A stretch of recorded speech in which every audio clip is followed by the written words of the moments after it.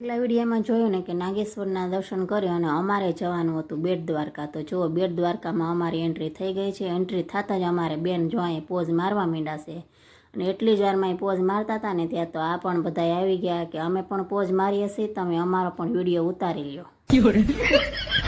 એટલે મારે એને કંઈ ના તો ન પડે એટલે એનો પણ વિડીયો ઉતારી લીધો અને મને લાગી ગઈ હતી ભૂખ એટલે મેં મંગાવી લીધી છે ચણા દાળ.